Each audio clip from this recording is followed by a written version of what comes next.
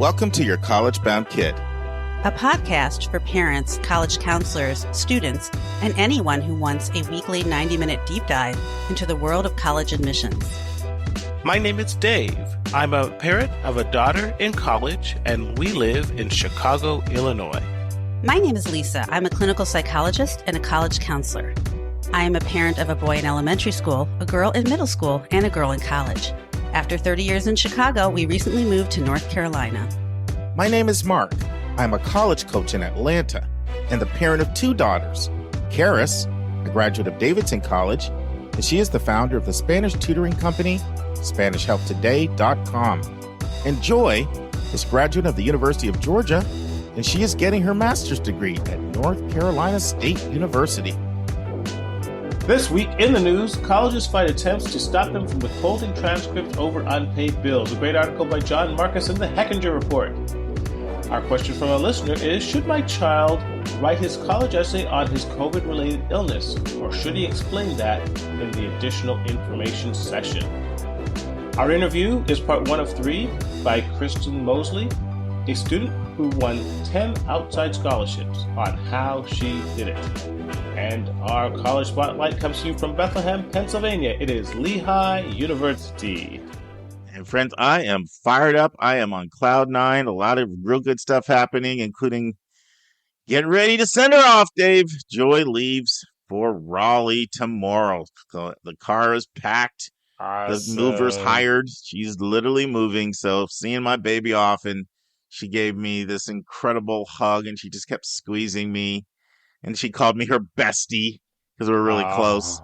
And but I'm flying there on September 13th, so I'm pretty excited for her. And last night, we had an incredible first college counseling confab. All listeners to the Your College Bound Kid podcast, all college counselors.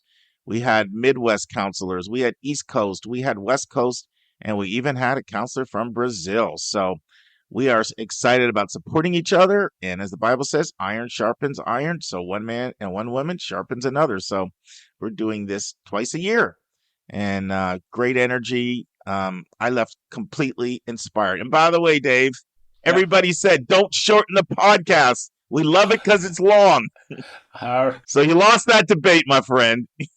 Well, I just remember that preachers always think that they want to go over time, and the congregation is looking at the clock. So I know, but you know what? There's different niches out there, and our niche is we go in depth, deep, and that's our niche. And it was reaffirmed with that group. So pretty fired up. But let's get down to business. And well, actually, I do have one other announcement I have to make. It's really important, actually. The details are starting to come together for the Appleruth mock ACT and SAT exams. Appleruth will be offering the ACT and the SAT for our listeners, both on August 21st and again on August 28th. They will administer the ACT at 9 a.m. Eastern Standard Time and the SAT at 2 p.m. Eastern Standard Time on August 21st. And on August 28th, they'll reverse the times. This time, they'll administer the SAT at 9 a.m. and the ACT at 2 p.m. Eastern Standard Time. That way, students will have an option for either test either weekend. And for those on the West Coast, they'll have the ability to start later or to choose what time they want to start, what's best for them. Now, for you college counselors, strongly encourage you to invite your students to participate. Appleruth will also be holding an information session entitled All of Your SAT and ACT Questions Answered, as well as college admissions questions as well. We've got some people there with some real experience at places like Duke and Emory in the college admission process. So that's going to be at 8:30 p.m. on Wednesday, September 8th. And you will also get a detailed score report, which you'll have before that September 8th at 8:30 p.m. session. Now, we're going to have a sign-up link at yourcollegebounkid.com on our website under the resources tab by next week. And I will share how you can get the test in your hands next week. But for now, the most important thing is that you block out 3.5 hours for your student, either at 9 a.m. on August 21st for an ACT and 2 p.m. on August 21st for an SAT, Eastern Standard Time, or August 28th at 9 a.m. for the SAT or 2 p.m. for the ACT. And you're probably wondering, can you sign up for both? I absolutely would encourage you to sign up for both if your child is not 100% sure which test is the better test for him or her. That is one of the main purposes of doing this, is to figure out what is your better test. If you already know what test you want to take, you can get great practice, a great score report, and a great question and answer session. Remember, colleges have no preference which test you take. But Dave, are you ready for admissions tip? Let's do it. So I love when I can take a tip right off of the content of the episode. And I'm fired up and I'm pumped up. I can't wait to get to the Lehigh College Spotlight because it's another incredible college jewel. And I'm taking my tip related to Lehigh. So this is the tip. Anytime you see an admission officer that actually does interviews themselves, you can expect that interview to be a fairly significant part of the evaluation because it's just going to form a pretty dominant impression. You talk to someone for 20 to 30 minutes. Then when your file comes across, it's going to be seen through the prism of your personality and the impression that you made, just like an interview counts a lot when you're going for a job. And when you look at Lehigh, in a non-pandemic world, they dispatch their 15 admission officers anywhere within 5 hours of Lehigh to do live interviews. Okay, so we're talking places like Pittsburgh, Boston, Northern Virginia, that whole range. They're doing live interviews. Now, here's the other part of the tip. The opposite is not true. You can't say, well, it was an admission officer, so it must not be important. That is not true. You may get an alumni. You may get a student ambassador, student fellow, senior fellow. They also can be evaluative. So you can't assume, well, I didn't get a real admission officer, so it must not be that important. That's not true. For example, Lehigh does use student ambassadors to do all their interviews if you're coming from California or, Chicago, anywhere outside really the 5-hour radius. And those write-ups go into the file as well. So that's the tip. If you get an admission officer, understand that's going to be very important because a school would not have someone spend 20 to 30 minutes of their time doing something that's not important. And it creates such an impression that when they read the file, they can't help but remember what you were like in the interview. But that does not mean it is not evaluative or not impactful if you do not get an admission officer. Clear, Dave, or confusing? Nope, that's very clear. All right. I'm excited about this admissions vernacular. And I don't know if you're going to get this one. All right. So this is the term Duolingo. Any idea what Duolingo is? You can speak 2 languages? You deducer. So about 3 years ago, so the answer is you're wrong. You didn't get it right. But anyway. Sure. So about 3 years ago, I started hearing all this buzz, Duolingo, from a lot of admission officers. And I knew what it was. It was a test that a lot of selective colleges had began accepting in lieu of the TOEFL. So the TOEFL has always been the dominant test to determine whether or not your English proficiency is good enough to come over and excel in an English-based curriculum. And the TOEFL is still I don't say the bully on the block, but they're still the dominant test. But Duolingo is coming up and making massive inroads and strides. And one of the reasons why is with the TOEFL, you need to go to a center to take the test. And Duolingo came up with an online test that's got all the security features in place. And 17 of the 20 most selective colleges in the country accept Duolingo now. And so it is massively taking market share from TOEFL. And one reason why I thought you might get it, Dave, is they just went public with a stock this week, and it was a lot of buzz as they became a publicly traded company this week. See, Dave used to be in the stocks. We used to have these conversations, but I don't know, but not 6-9 months ago, Dave goes to me, he says, I'm done with this roller coaster ride. I'm selling almost all my stocks and I'm buying more properties. So he's kind of been out of the stock game, but I thought you might have heard about Duolingo this week because there was a lot of buzz when they went public as a publicly traded company. Well, as long as they're not based in China, I think they'll be fine. China education stocks have not had a good week. No, but it was a little 10% rebound the last 2 days, so that helped a little. Okay. All right, the big number. The big number this week is a big number, and it is 5 million. What is 5 million? 5 million are how many students of the 17.4 million college students right now? How many of them are in community college? 5 million. Another way of putting it, 27% of all students currently in college are at a community college. And so, Dave, I think we probably need to talk a little bit more about that. We certainly don't give them 27% of coverage. Yes, and I think it's an important stepping stone for many first-generation students getting into the college process. So extremely, extremely vital role that community colleges play in educating our children. Yeah, and you know what I want to do, and to recognize how important they are. My next 2 weeks, my big number is going to also be related to community colleges. So little tease there. Expect the big number in episode 185 and 186 to also be community college related. Dave, take our article away. Let's turn to college hot topics in the news.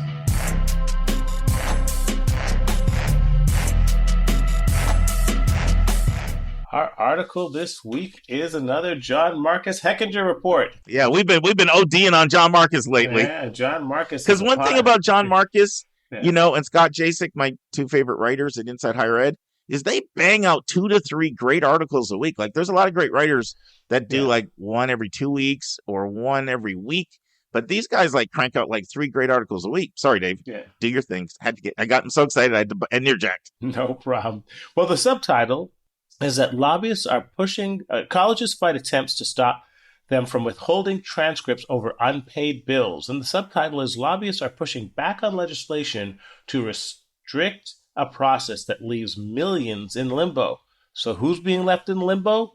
Well, according to the latest stats, about 6.6 million students nationwide cannot obtain their transcripts because they have unpaid bills to colleges and universities.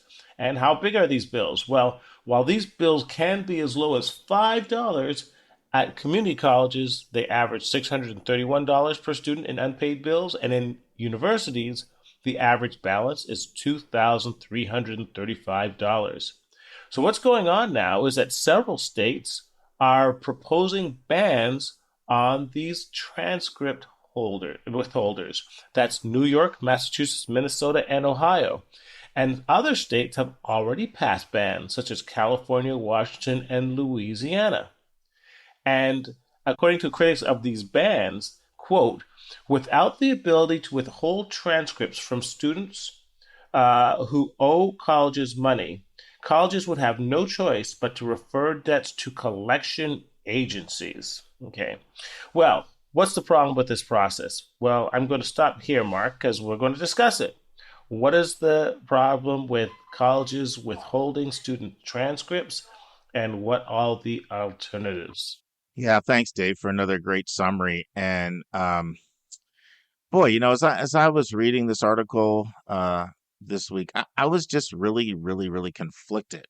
There are a lot of practices that colleges have when it comes to finances that not only onerous, but I find offensive, and I take umbrage to them. For example, I obviously do not like when colleges do not clearly reveal their cost of attendance, which is so frequently done. I don't like that there's no standardized list and sheet of all the expenses. I mean, I know the shopping sheet attempted to do that, but not every college has complied with that. And so you go on, and one school doesn't list their billable costs, and another school does, and then some schools sometimes don't have accurate fees when they do estimates. Now, in fairness, sometimes I find the estimates are over. So I'm not trying to say it's always like that. Sometimes I'll look at an estimate and I'll be like, it's not going to cost you $2,900 in transportation to get to that school. So they're listing that, but let's look at what your real costs are. So I have a lot of problems with the lack of transparency when it comes to cost. I have a lot of problems with the list of student fees just seems to get longer and longer and longer and more creative and more creative. So, Dave, in addition to schools oftentimes charging you the same per credit hour to study distance learning, Zoom video, or Google Classroom, whatever they're doing, I almost flipped. I was looking at, Joy's breakdown of her expenses in North Carolina State. And for those of you who don't know, my daughter Joy's in graduate school at North Carolina State. She literally graduated from UGA on the 14th of May and started on May 18th at NC State. You're like, what are you doing? Well, they told her if she went 2 summers back to back, it'd be a 2-year program, not 3. So the May semester was online, it was virtual. So she completed that. And the June-July semester ended actually and ended on July 30th. So she's done 2 semesters, and now she moves there August 1st to start in-person education. So anyway, looking at her bill, not only did they not reduce the per credit hour fee, get this, Dave, there's a distance learning fee added in. So it's how bad is that? That's crazy. That's crazy. So there are a lot of things that colleges do I have a big issue with. Another one that I have a big issue with is what we call front loading the grants. And what front loading the grants means is you get a package and it looks pretty good, but then your second year, it's not quite as good. And so they incentivized you with a better package initially, and your financial situation doesn't change. And it's not like you lost your merit money because maybe you had no merit money, or if you had merit money, you met the threshold of what you needed to meet in order to keep your merit scholarship. Nothing to do with that. They just found a way, gee, if we can incentivize more in the freshman year and then sort of inch up what we pay. So there's, and I don't want to imply that everybody does that because not everybody does, but a sizable number do, enough so that it's worth mentioning. So there are a number of issues that I have with schools about what they do, but there's a part of me that's sympathetic about this one, Dave, because like, I know it sounds so harsh and so draconian to withhold transcripts. And I get the fact that if you're a politician and you want to score points with your constituency, say you'll pass a bill so that this can't happen to your kid. But this is to me an argument that's pretty strong for doing this. And it is, what leverage do you have? Like if a student can just run up a really big bill and not pay it, how is a school to expect ever to get their money back? And we know colleges are hurting financially. So I know you want to talk. I know we want to talk about the problems with it, but I just want to start out by saying that I am conflicted with it, because to me it's almost like saying, okay, if word got out that cops were stopping you on your highway, your major highway you take to go home from work every day, but they never really gave you a ticket. They just gave you a warning every time. Gee, I don't know if that'd be very effective. So that's sort of a strong argument I feel in favor of this practice, and I do think politicians are trying to score some cheap points. But one of the big problems is how it adversely impacts low-income families. Because if you think about who are the people that are going to struggle, they're oftentimes people that are funding their own education themselves without a lot of parent resources. And the research shows this clearly impacts under-resourced families more than more affluent families. So that's one of the concerns. Any thoughts, Dave? No, I actually didn't have a problem with their process at all. You owe a bill, you have to pay it. Be honest with you, it's not controversial in my mind, and I don't think that most of the criticisms held up. So I agree with you. Yeah, I mean, I do think it's important that you take on a responsibility. You adhere to it. Like you knew what the costs were. You signed up for it. Now. Look, the argument that some people make in this article is, how in the world am I going to be able to pay you back if I can't get a job? And I mean, I'm sympathetic to that a little bit. I guess I wish there's a way they could create almost a middle ground where we'll set you up on some type of payment plan, but you burn us once, and we're done. But I don't know even if that gives the teeth to it, because if somebody gets a really good job, they might say, okay, burn me. I've got my job. But I would love to have some kind of middle ground, because I am sympathetic to the person that says, listen, I want to pay you, but I can't pay you if I can't get a job. I am sympathetic to that. Are there any creative workarounds that you can think of, Dave, that could help with that? No, I mean the fact is that this is the end of the process. It's not the beginning. Essentially, you've been there for 2 years or 4 years. By this time, you should have figured out what the costs were. And if it's at the last part of the process, it's not like you're a sophomore now or a junior. We're parting ways. You owe a bill. And there is no way to get that money back on a bill without going through things like collection agencies, in which you lose 35 to 50% off the top. So I don't have a problem with this process. I think I have a problem with lack of transparency. So at the beginning, colleges have to be upfront on what their fees are, exactly how much it would cost, and the students and the parents have to take a very realistic viewpoint about what they can afford. And we are very clear about how important those processes are. But if you've already gone through that and now 4 years later you have a bill of $631 or $2,000, pay it. You want that piece of paper, pay it. And that's, I mean, this is just not a controversial process from my point of view.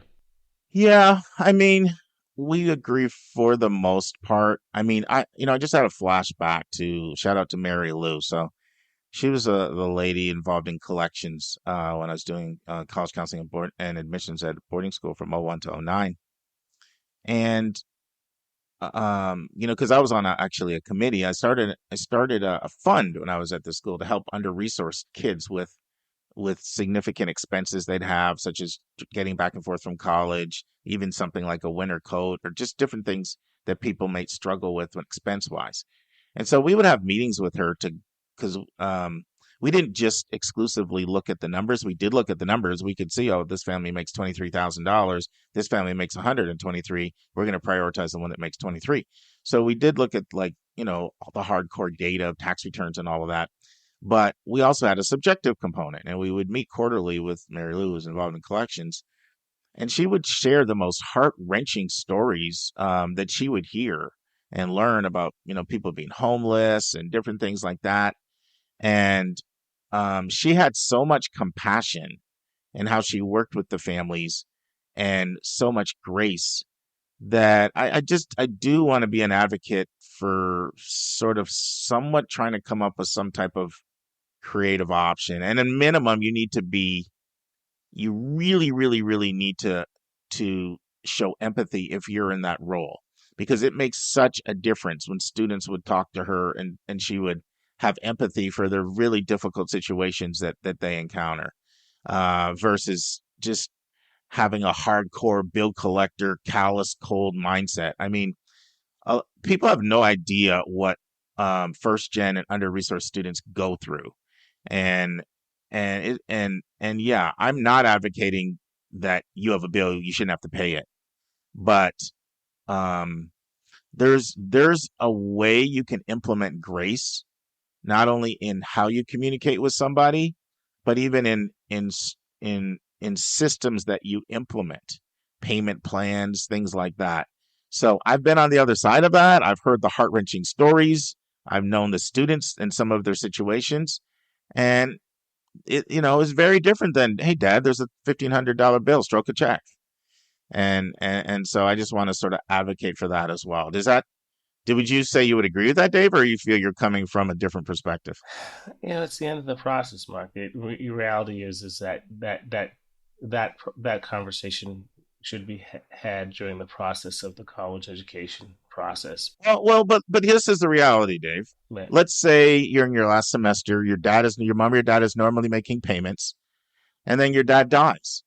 Okay, or he gets imprisoned. Like, these are real situations. Like, you normally can't re-register every year if you don't pay your bills. So it's not like someone hasn't been paying their bills, but life happens to people, and it can happen at any time. It can happen in the last semester of college. So it's not like this is some irresponsible person that's been scamming the system. Like, really tragic situations happen. So lack of a transcript won't stop you from getting a job. It just means that the jobs you get may not be as great. But if you have to flip burgers for 10 months to pay off a $631 bill, so be it. I mean, that's my feeling, honestly. Yeah, well, remember, it's not necessarily always $631. Those are averages. Yeah. If you're in a more expensive school, it could be substantially more. Yeah. So I think the more we talk, I think we have slightly different views. I mean, I agree. You have a bill, you need to pay it. Right. I do not believe it should be absolved. And I do believe that a lot of politicians are just trying to score cheap political points by scapegoating colleges as being so draconian and heartless, when they're not going to be happy if their local college closes down because they can't sustain themselves. Right. So I do think a lot of politicians are going for some cheap points, but because I have seen the real heart-wrenching stories that happen and that can happen in the last semester, one thing that was great with Mary Lou is she really, through working with families, got a sense of who is really, really trying hard to make this work versus who may be trying to get over on me. And there's some subjectivity in there, but to me, those are two completely different people. The person that's trying really, really hard to make this work. But hey, let's use a situation, like these things happen. My dad paid the bills and he's dead. Okay.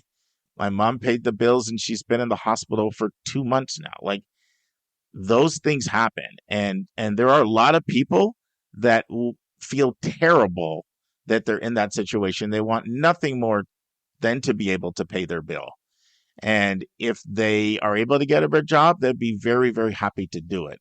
I guess where I'm saying here, or slightly different, is I think it's important to differentiate between those two people and to try your best to come up with as many creative options as you can to work with the people that really, really want to pay their bill. And I'm saying that because of my experience being on the committee, seeing those situations.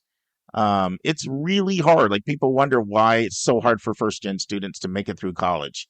A lot of times it's because of unexpected financial things that can happen to them, and they just don't have the financial support system in place to handle the hurricane.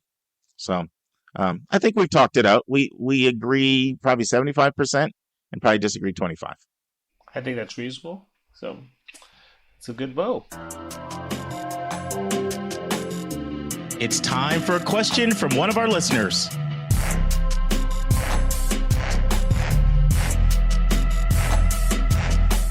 Okay, friends, I'm here with Dr. Lisa Ruff, as usual, for our question from a listener for episode 184. And I think it's been about maybe 4 or maybe 5 weeks now in a row we've been doing these Princeton Review countdowns. And we're going to come back to that another time, but we're going to take a break. We're going to deviate. Our regular listeners know at the start of episode 183, the big number was $1.8 billion, which was the largest gift ever given to a college. And so I thought you might be interested in what are the other largest gifts. So we're going to count down the 15 largest gifts. We will look at 8 of them today and 7 of them next week on episode 185. You ready, Lisa? I am ready to hear about the gifts.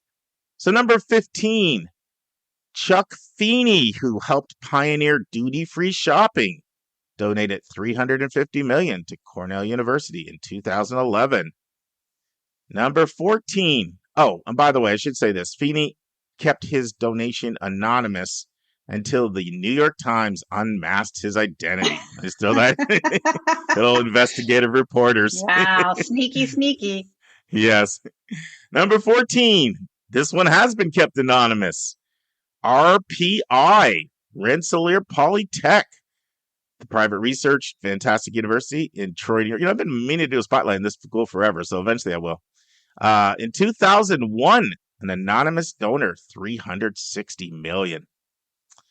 So at that time, it was the largest gift ever to any public or private gift in the United States in 2001.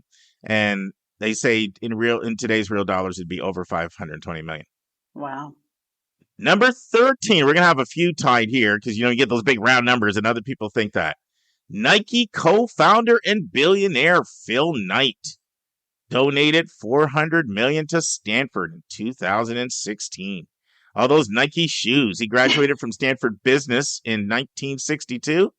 And so he used the money to establish a graduate level fellowship program. Tied at number 13, the Hewitt Foundation donated $400 million to Stanford in 2001. Of course, you know this. Remember before I said the $360 million anonymous gift in 2001 to Rensselaer was the biggest in U.S. history at the time. Not that billionaires don't have egos. That someone had to come and trump that in that same year.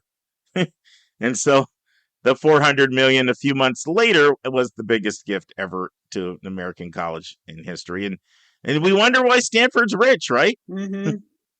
Yeah. So the William and Flora Hewitt Foundation, founded by Hewlett Packard and the co-founder was his wife, and $300 million went to School of Humanities and Sciences, and $100 million went to the Campaign for Undergraduate Education. Tied at 13 again with $400 million. Hedge fund manager John Paulson donated $400 million to Harvard in 2015. The gift, which amounted to the largest in Harvard's history, was for the School of Engineering and Applied Sciences. Tied with 13 again. Boy, we're just going to stay at 13 all the way to 1, Lisa. And then we'll pop Bloomberg. Television mogul John Klug donated $400 million to Columbia in 2007. Klug directed the funds to go to financial aid for undergraduate and graduate students, making it the largest donation focused on student aid, according to Columbia University. All this, by the way, if you want to say, where am I getting all this from? There's a good article in Business Insider. Okay, I know you're not going to be surprised. Tied at 13 again. You'd think somebody would just do 401, like some, egomaniac billionaire wants to like have his name in lights or her name in lights. 13 Holocaust survivors Howard and Lottie Marcus donated $400 million to Ben Gurion University of the Negev in Israel in 2016. The two made their fortune after investing very early in Berkshire Hathaway. The donation was the single largest gift in Israel's history. Okay, now we get to jump all the way to number 8. Wow. which will be our last one for this week, and then next week we'll pick up the top 7. All right. Terry Gu, founder of electronics company Foxconn, donated $454 million to fund a cancer hospital at the National Taiwan University in 2007. The donation totals $559 million in today's dollars. So there we go, Lisa. And next week, we'll do the top 7. I can't wait to hear those. The numbers are going to be getting bigger. Yeah, they're going to be getting bigger. Absolutely. I'm someone who has some ambitions in my later life to be a philanthropist. So this kind of stuff inspires me. Of course, my gift's going to have a lot less zeros on it. I know. I'm probably going to come into a tiny bit of money from my dad, and I want to endow a scholarship in his name someplace. But it's not going to be that kind of donation, I'm sorry to say. Well, we have something in common. I am in the process of endowing 2 scholarships to the school that my kids went to for high school, $50,000 each. And the one for Joy, they're calling it the Joy Fund, is to help kids who just can't stay in the school anymore, like they have some financial emergency and they're running out of money and they're going to have to leave unless they get like this emergency money. And the one for Karis, she's like Miss International. It's to help a kid that's never been overseas go on one of their overseas trips. So, but I'm on the 10-year plan. I give like $10,000 a year, so I can't just lump sum it. Give is give, right? Yes, you go. It's all good. Yeah, I want to do something like to help somebody underprivileged get into journalism or television, because that's what my dad did. But I haven't figured out how to do that yet. So that's so awesome. Well, I will give you, if you're giving it to a school, don't give it to one of the schools that has so much money already. That'd be my suggestion. No, absolutely. I think Harvard's doing just fine without my tiny, so Stanford, by the way, scholarship. Yes. So one thing you could consider, there's that program you volunteer for. You could like donate to someone there that, Anyway, we're having one of our long rabbit hole conversations, but this is good. I get inspired by philanthropy. You've got a big heart. I love it. All right, take our question away. All right. Now, this question is from Tony, who is a dad in Illinois. And Tony writes, I really enjoy your show. I have a son that's a junior in high school and has POTS. He's been homebound from his illness and COVID his entire high school career. Would you suggest he writes his essay about his experience or explain that in the additional information section? I don't want this to define him, but I want him to explain why his application is basically blank. He had to quit sports his freshman year and has not been able to volunteer or be a part of extracurricular activities. He has a very good GPA and he started to study for the ACT since he's doing better. Your thoughts are appreciated. Well, my first thought is some of our listeners may be thinking, pot, is that thing that went illegal in Colorado a little while ago? So he's got a pot issue? No, unfortunately, he doesn't have that. I think he would much prefer that issue. What he has is postural orthostatic tachycardia syndrome. And it's abbreviated as POTS because that's really hard to say. But it's a rather Yeah, I'm common. wondering how you pulled that off. I have no idea. I probably can't do it again. It's really common. It affects about 1 to 3 million Americans. And what happens is people have problems when they either sit up or stand up. And that includes lightheadedness. They might faint. It's really hard to think or concentrate, and they'll have a brain fog, heart racing, heart palpitations, tremor, nausea, and blurry vision. So it's basically there's something going on with circulation and blood pressure.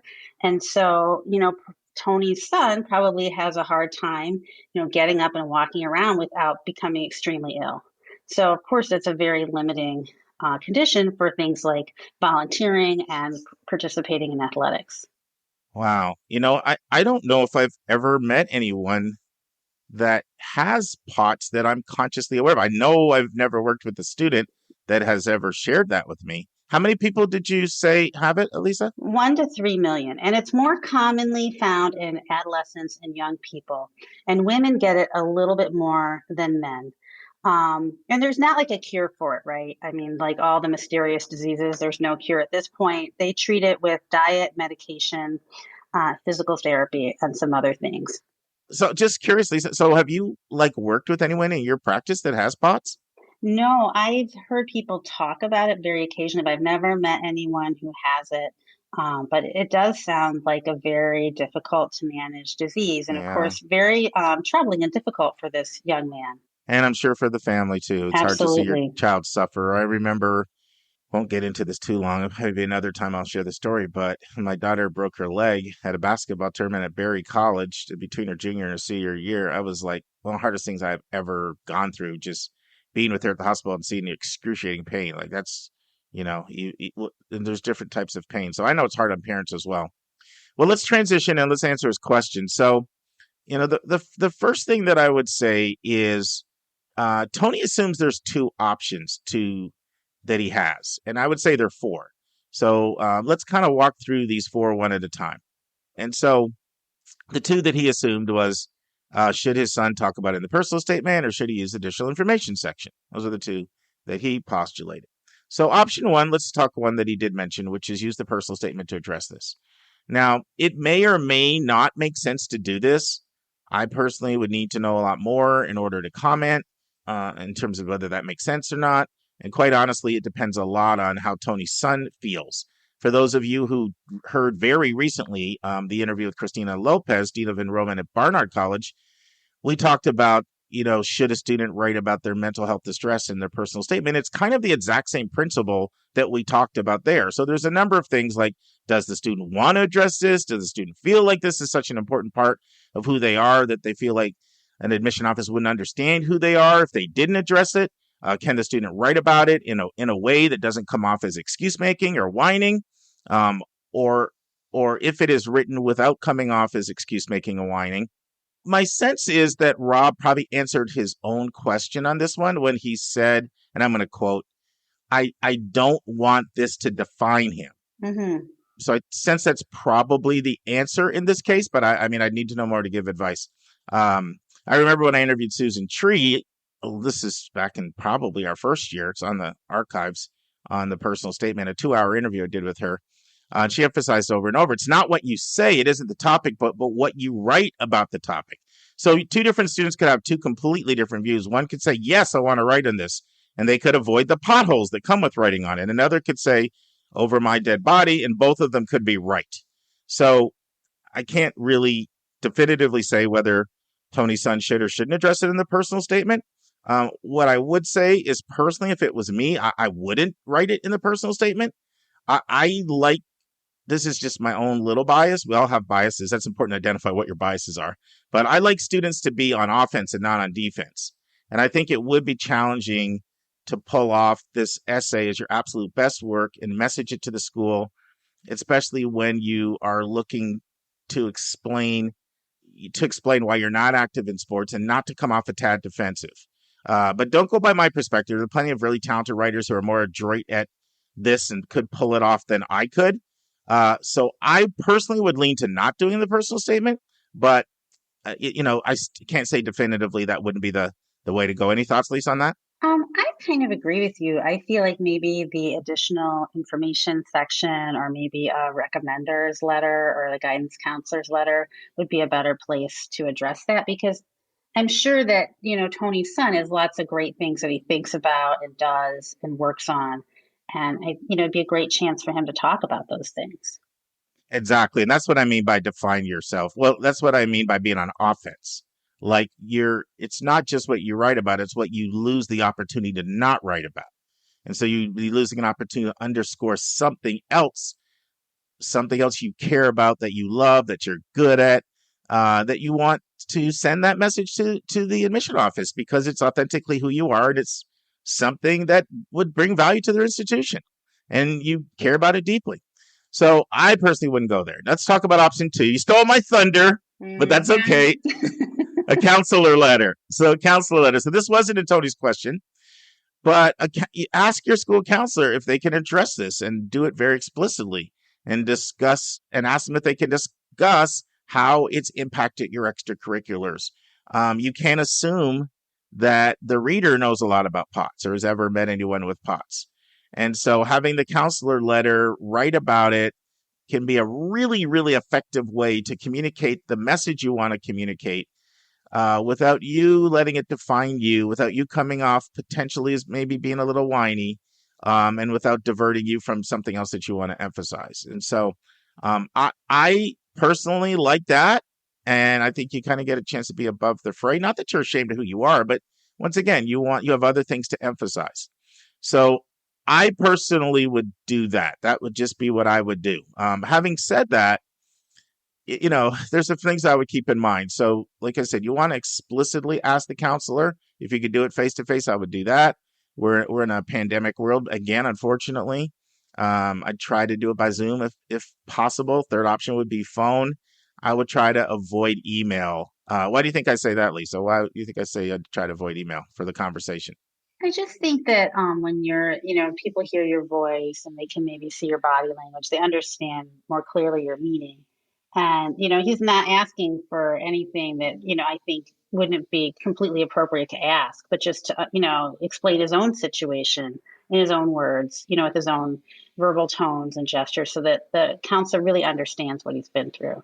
Yeah, all of that. And I would also add that a conversation just has so much impact, right? I mean, face to face has so much impact in terms of it being very memorable. Right. It also gives a real good opportunity to get clarity too, back and forth. A lot of times, and Lisa, this, we'll be working with a student together on their writing and, it seems like it's going to be 20 minutes of back and forth emails and it's still not necessarily clear. And it's just easier to hop into a Zoom room or even a phone call and get it cleared up really quickly. So it makes an impact. It has greater clarity. All of those things.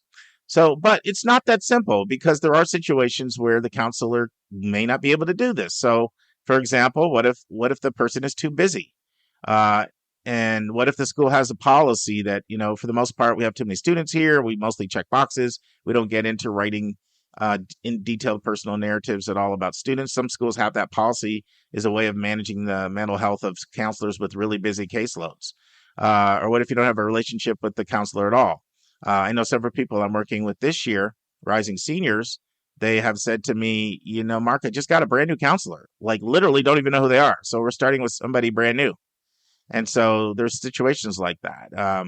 What if they're not reliable and you have reason to wonder if they'll do it?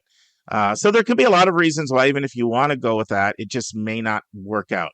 Option 3 is what Tony mentioned, which is use the additional information session. And I encourage you, if you didn't hear, to go back and listen to the interview with Amin Gonzalez, the director of admission at Wesleyan in Connecticut, where we did a whole interview on what is the additional information section, when to use it, when do you not use it.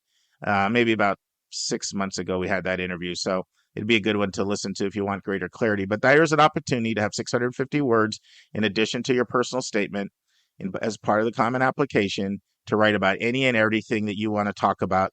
And I do like this better than the personal statement.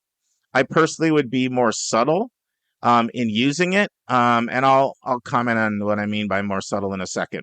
But option 4 would be a combination of both the counselor and the additional information section. So the counselor could hit it up and you could talk to them like Lisa and I discussed. They could do their piece. And then you could also address it in the additional information section. And the way I would do this, when I mean being more subtle without coming off like excuse making, is just to say something like, soccer is something I absolutely love. I played for years from age 7 through middle school. So you may be surprised why no soccer or why any athletics at all. Health issues have precluded me from being able to participate, but it's still something that I love.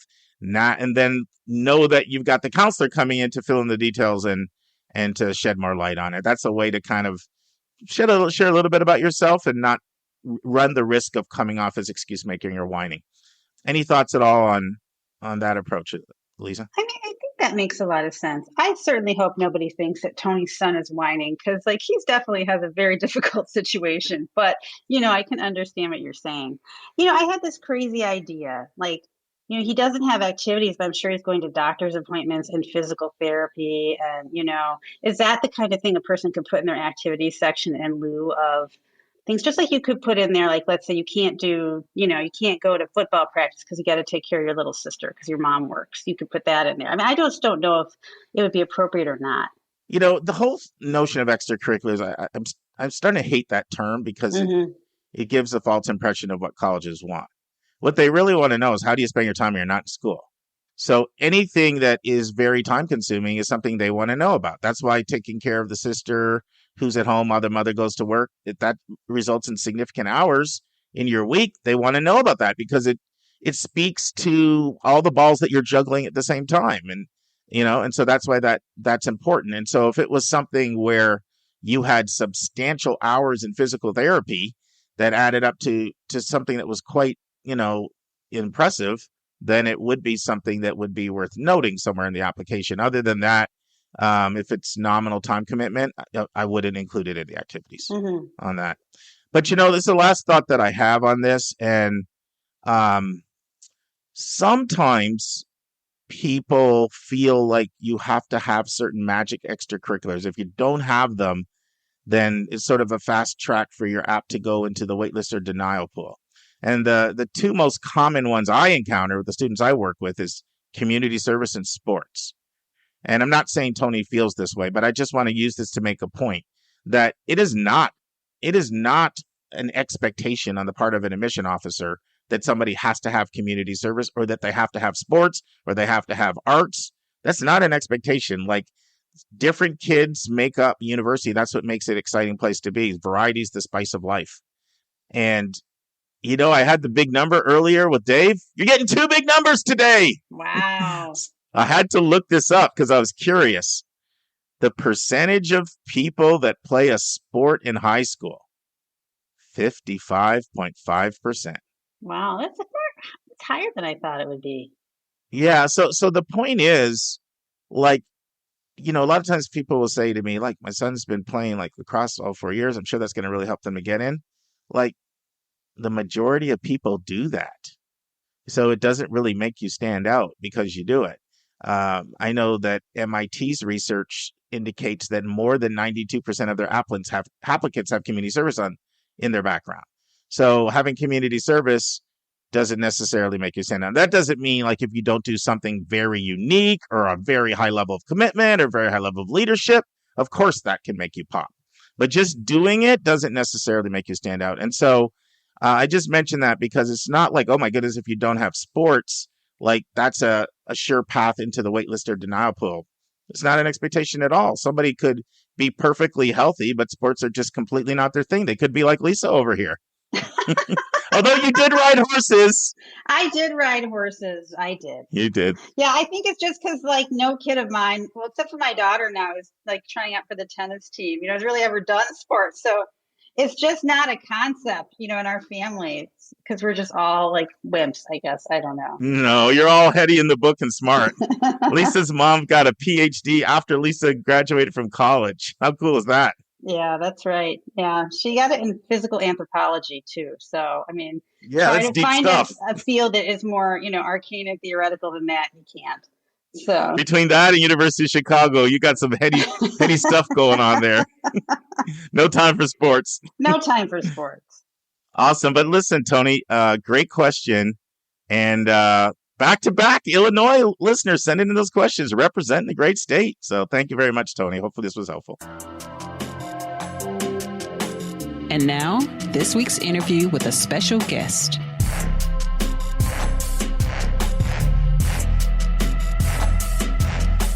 Okay, friends, you are in for a treat. I had 3 students last year, 2 that worked with me at School Match for You, and 1 at KIPP that just did an absolutely stupendous job on getting scholarships, and they've all made themselves available for an interview. But I've picked the one from KIPP, Kristen Mosley, one of my all-time favorites. I've known her for a really long time, since she was in 5th grade. And so in part 1, Kristen gives her backstory, including what she was involved in during high school. She tells us what it's like being a student during the pandemic. Kristen talks about how important her relationship with her school counselor was when it came to winning scholarships. She talks about some of the scholarships her school counselor told her about, and she shares some of those details. She also talks about how she floundered when she first started applying for scholarships, and she explains why she struggled so much. Next, she shares a few changes she made and how she started experiencing success. Finally, Kristen discusses sorority scholarships. I think you're going to really love this interview. We've had a lot of requests for how can I win outside scholarships, not from the school themselves, but from civic organizations, corporations, churches, foundations, philanthropists. And over the next 3 weeks, you will be talking about that. Listen and enjoy. Okay, friends, I'm here with one of my favorite students, Kristen Mosley, a freshman at Spelman College. Welcome to the Your College Bound Kid podcast, Kristen. So glad to be here. Thank you for having me. So take a few minutes and tell us about yourself. Really whatever you want to say. You know, you could talk about your interests, where you're born and raised, what you're involved in high school, college. Just kind of leave it wide open. Whatever you want to say about Kristen, why don't you go ahead? Okay, well, I guess I'll just start with my Spelman intro. My name is Kristen Mosley, and I'm a first-year mathematics major from Atlanta, Georgia. I'm studying mathematics to become a middle school math teacher. I've done a lot of things. So I've been a Kumon employee for about 2 years. So Kumon is a math and reading tutoring center. So I've done a lot of work there. And then I've done a lot of tutoring over during the pandemic. And now I'm just sort of trying to get a feel for what I like and all of that. So yes, that's me. So I have to ask you, what's it like being a college student in a pandemic? Well, I'm virtual this semester and probably next semester too. So it's definitely been different. I think it's sort of forcing me to learn what's good for me. So I need to find a space that's quiet, not doing homework in my bed, not doing classes in my bed, and then just sort of getting a feel and being interactive with my teachers online. So a lot of the time people have their screen turned off, and I'm like one of those people who loves to participate. So I always keep my video camera on, and then also just going to office hours and all of that kind of stuff. So that's really good, because as somebody who does webinars and speaks by Zoom lots of times, you really like it when someone has their camera on versus when they have it off. When they have it off, it almost feels like their back is toward you. If someone was talking to you and they turned around and you saw their back, that's what it feels like you're invisible. Or if you were talking to someone and they're turned their head all the way around to the side and gave you no eye contact. So definitely go with keeping that camera on. I know For Joy, some of her professors require it at UGA. Do you have that? Do you have that as Spelman or not? It started off that way for one of my classes, but then as it got towards the end of the semester, the teacher became more lenient. But I definitely think that having your camera on just helps to build that interaction between you and your teacher and just helping to build that relationship. Put a name to a face. Definitely. So, friends, I've known Kristen now, I guess, what would it be, 6 years maybe, Kristen? I guess almost 6 years. No, maybe even more. Maybe since you were in 6th grade, maybe. 6th grade, yep. Yeah. And I worked very closely with her in her high school placement process. She did a national search. She got in some of the most selective boarding schools in the country.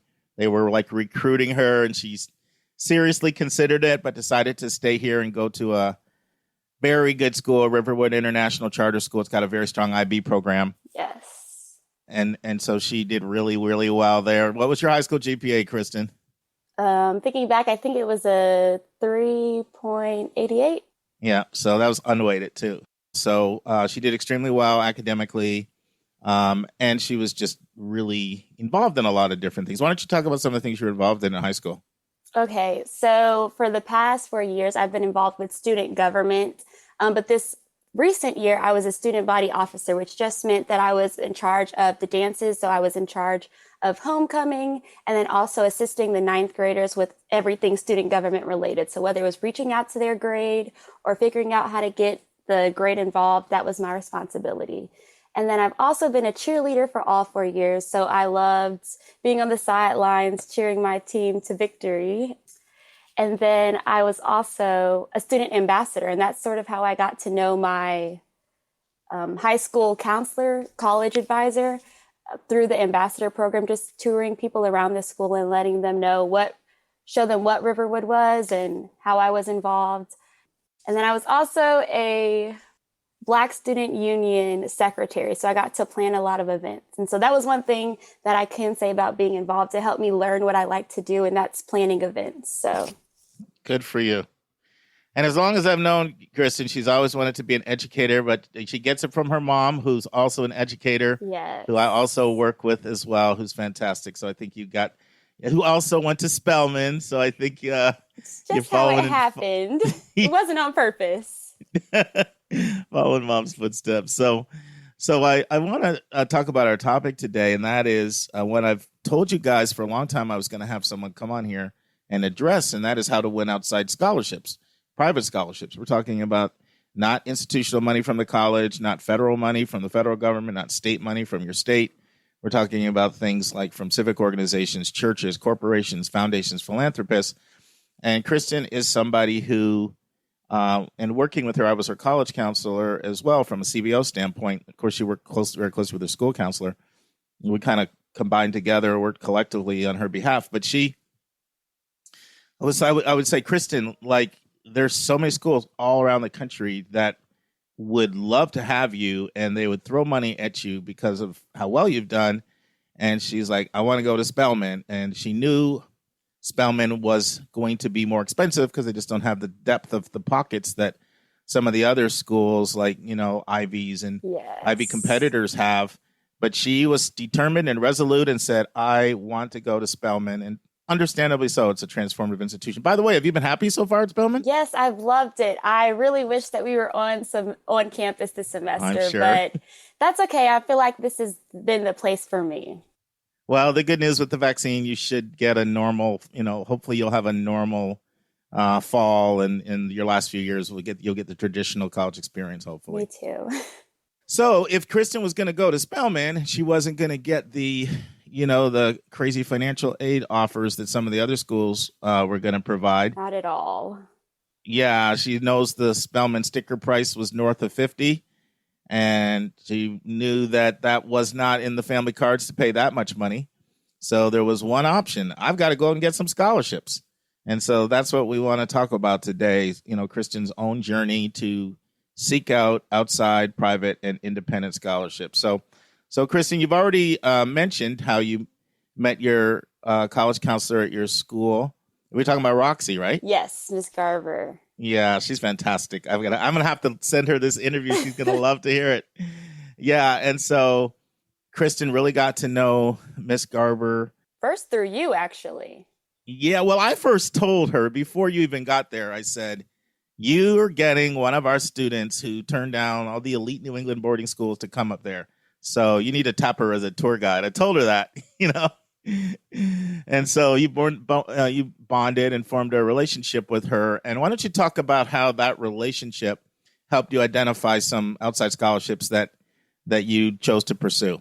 I think what really helped was being an ambassador, because being an ambassador meant that you had to be involved in the community and knowledgeable about the school. And so that's sort of how that relationship started. And because she sort of knew what I was doing in the school, that sort of helped her recognize, oh, Kristen, you would be perfect for this scholarship. But I would also go to her almost every other week asking, hi, Miss Garber, do you have any more scholarships that you know of? And so that's how I ended up finding out about 2 or 3 of the outside scholarships that I won. All right. So why don't you talk specifically about these scholarships that she recommended to you? Go into some detail. Tell us things like what you had to do to apply, whether you won them or you didn't win them, how much money they were. Just give us some details on what was involved in the scholarship application process. So one of them was a Rotary Club scholarship. And so all that I had to do for that one was really just fill out the information involving my extracurriculars. There weren't any essay requirements, but I did have to turn in a recommendation. So I did that, and I actually got that one. And it was crazy because I think I needed to get a signature from my counselor, and it was the last day that it was due. And my mom had to come to the school to pick up the application so that she could drop it off. And she couldn't find the building, but it worked out in the end because I ended up getting that one. Good for you. So was that like, are we talking 250, 500,000? How much was that? I think that was 250,000. Wait, not 250,000. No. 2,500. I'm a math person. 2,500. That's what clicks in my brain. Well, it's better than 250, but it's not as good as 250,000. I wish, but it's okay. Yeah. Let's take a break to learn about Mark's recommended resource for the week.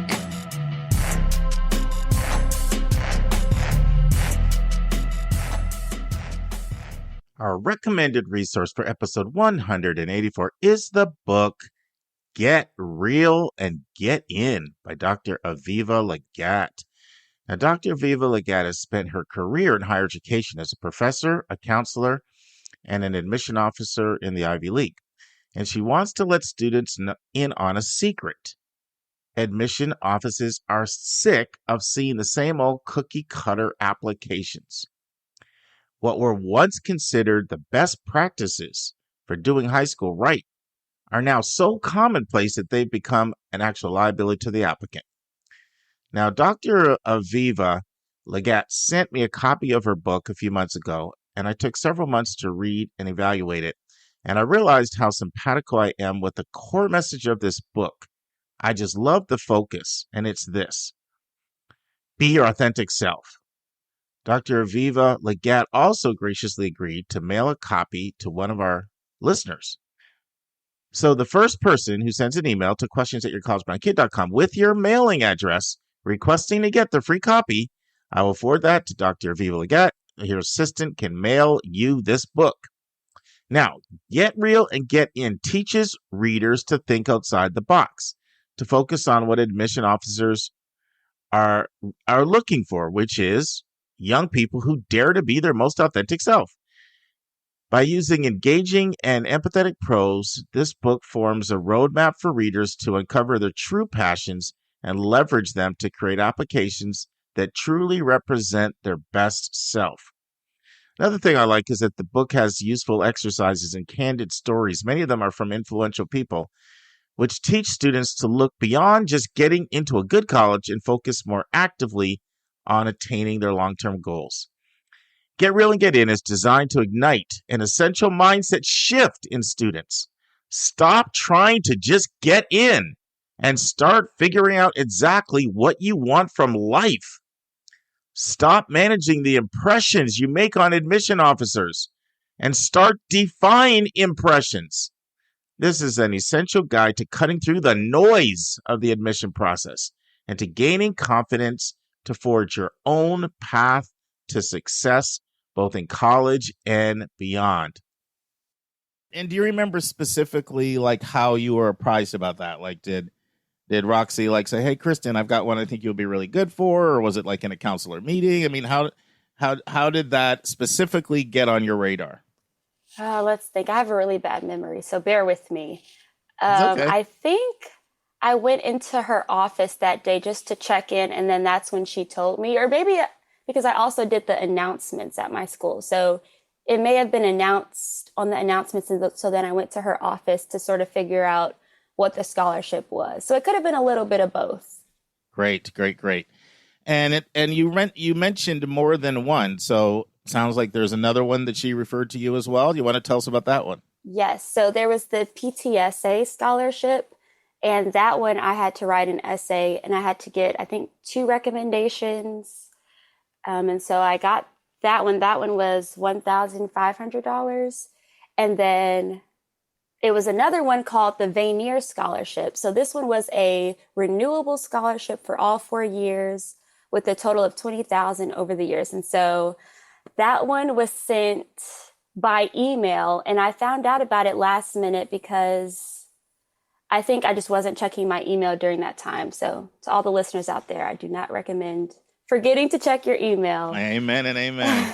So did you win the $20,000 one, Kristen? I did, and I was so surprised because I found out about them on the same day. It was all three of them?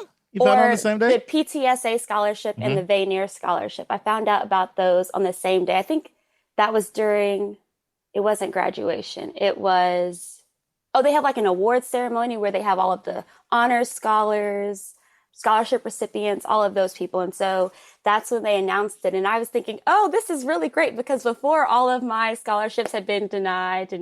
Yes. And I was like, 2 in 1 day. Perfect. If we can just keep this momentum going, then that'll be great. That's really great. So that's $24,000 between the $1,500, the $2,500, and the $20,000 one, obviously renewable. What do you have to do? Keep a certain GPA? What's involved in renewing it for it to be renewed? I actually don't think there is a GPA requirement. I think we just have to make sure that we stay enrolled in the school and send easy. Enrollment verification every semester.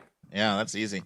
So that's fantastic. And I know, which I don't even know if I've told you this, Kristen, but I work real closely with Roxy myself. And so I was constantly in communication with her. And she was telling me that I've got some great scholarships for Kristen. She'd be fantastic.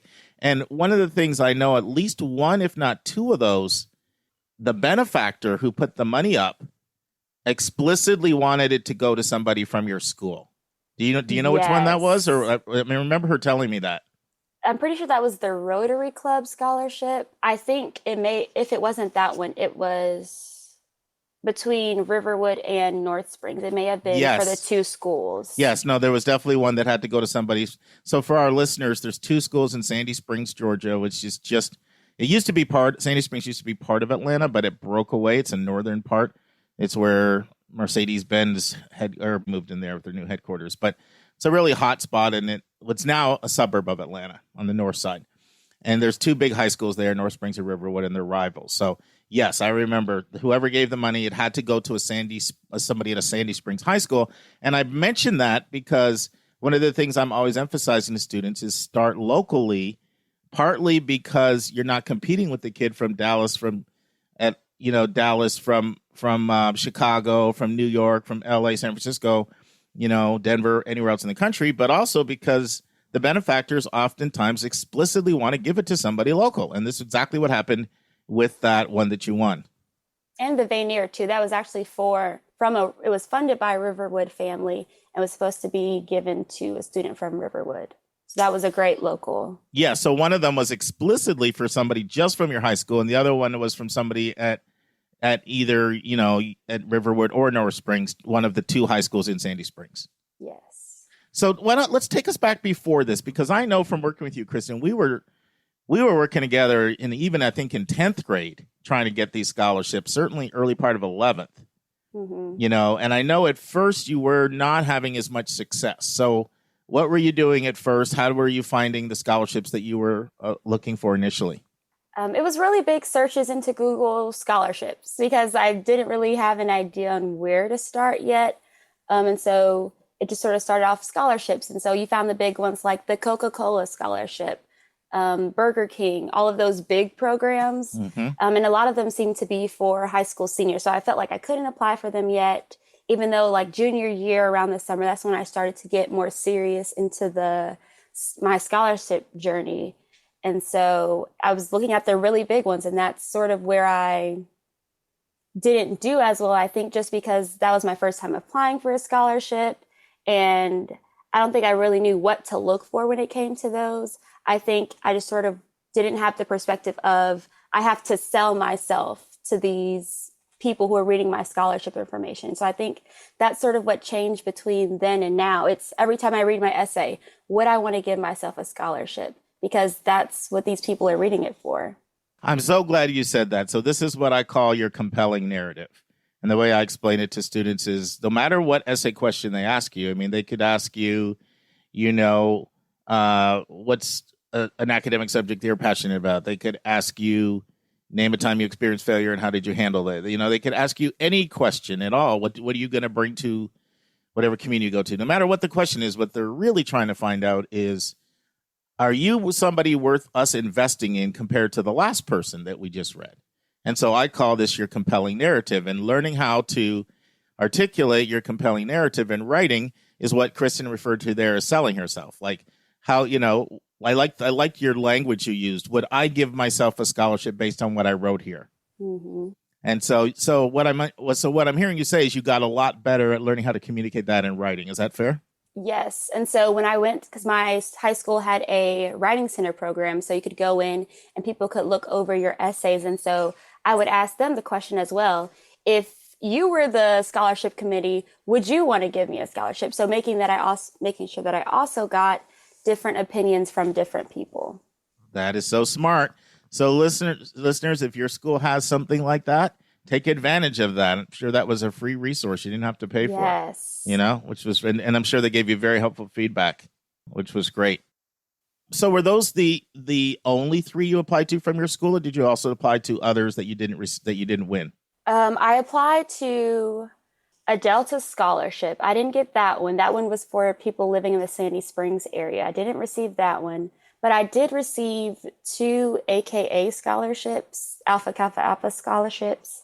So that's a perfect transition, because my next question was, did you look at any membership scholarships? And I define membership scholarships very broadly. It could be the bank that you go to, you're a member of that bank. The grocery store, you're a member of that grocery store. You shop at Kroger. But it's also any group you or your parents are involved in. It could be a church. It could be a sorority. It could be a lodge. And so the AKA sorority would be a membership scholarship. So you applied there. Was there any affiliation, any family affiliation with AKA at all on your side? No, my mom's a Delta. So she was sort of like, gosh darn it, Kristen, when I kept getting the AKA scholarships and not the Delta ones. So this was not a membership scholarship, but it was a scholarship sponsored by a sorority. Good for you. Yes. And you said you won 2 of them? I won 2 of them, yes. And both of them had, what are they called? Interview processes. Oh, good. I was hoping you would have one that had an interview process. So talk to us about that. What was that like? Well, we're virtual, so it's really just staring at yourself and a few of the other people a part of the scholarship committee. And so I think that just sort of goes back to selling yourself, making sure that you go in knowing what you want them to take away. So one of my biggest things was they should know that I'm passionate about education and that that's exactly what I plan to do once I get out of college, and how I have a plan for that, to see that I'm worth investing in, and how I've sort of invested in myself through my tutoring, working at Kumon, and attending teaching camps over the summer. So just really making sure that they know who I was and my passion, and realizing that I'm worth investing in. I feel like giving you a scholarship now, just listening to you talk and articulate that. So good stuff. And so I'm really glad you brought that up, because when you talk about learning what I call sharing your compelling narrative, what you're talking about, sell yourself, it's not only in writing, it may also be verbally. Yes. Which is great. So how did you find out about the AKA scholarships? So these came from, they weren't Miss Garber, but it was another counselor from my school, I think, who introduced them to me, because she was affiliated with one of the sororities. And so every time she came across an AKA scholarship, she would reach out and let me know. And see, this is really underscoring something that I'm really hoping all our listeners will take away, which is your local school is the starting point. You always want to start locally and see what they have, because it is just a natural place that people that want to give scholarships out are going to go. They're going to go to local school counselors because they know they're around students. Plus, if some counselors do this a lot better than others, but some counselors really take it on as a priority to assemble a really nice list of scholarships, and they see that as a big part of their job responsibility. And, fortunately, you're at a school that takes that, pretty seriously. Yes. So that's great. So you basically won 5 scholarships that you found out about all of them because of your relationship with, if not your main counselor, one of the counselors, at the school. Yes. So. Wow, that's fantastic. As opposed to when you were doing the Google searches and and applying to more of the national databases. Now it's time for our college spotlight of the week.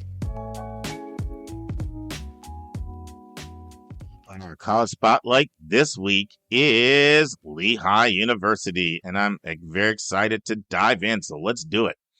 So Lehigh University is a great mid-sized school, and a lot of times people love those mid-sized schools. They don't want something too small, and they'll oftentimes say that, but they also don't want something too big. And in Lehigh, you get an incredibly strong mid-sized school. I'll get into stats later, but I'll throw this one out just now. You're talking 5,200 undergrads, throw in another 1,800 grad students, professional students, and you're talking about a 7,000 person university. Now, one of the things we try to do in our college spotlights is we try to underscore and accentuate schools that take a lot of B students, take CB students, take BC students. Try to find those gems because not everybody's an A student. But I also know that there's a real strong demand for more selective schools. There is. And Lehigh would be one of those schools. This is a very selective university. So this would not be one of those schools that, a B student is going to be able to saunter on in. That's just not the case. And you'll see that more as I get into the stats. Shout out to Peg, who has been on me through communication as she remade this request. Peg from New Jersey. To Mark, can you do a college spotlight on Lehigh? I'd love for it to happen. And Dave, she's honest like white on rice, because if you remember about a month ago in your preview for next week, you said next week Lehigh University, and then we ended up calling an audible. That's right. And then we got a follow-up email. Hey, you said you're doing Lehigh, so I love the accountability. So I promised her. I promise you, Peg, we'll get it on 184. All right, so more about Lehigh. 70 miles from Philadelphia and 85 miles from New York City. And you're talking about the Lehigh Valley, which is an area in Pennsylvania. When you think about the Bethlehem area or the Allentown area, that's what's known as the Lehigh Valley. Beautiful mountains, by the way. And it's actually the third largest population in Pennsylvania. What would be the two biggest population centers in Pennsylvania, Dave? It would have to be Philadelphia and Pittsburgh. You got it. After Philly and Pittsburgh, Lehigh Valley would be third. It has 800,000 residents, and it is the home of Mike and Ike's for you candy lovers. Oh yeah, I remember that. Remember Mike and Ike's? I sure do. And quite a few other actually businesses are located there as well. But it's beautiful country there. I've got a lot of memories of driving up this area and just observing the beautiful scenery. So awesome. Now I'm going to jump right into how you actually apply to Lehigh, because, this is important. So Lehigh is comprised of 5 different colleges. Okay. And each of the colleges, you apply into the college. You're not applying to the university as a whole. You apply into the college.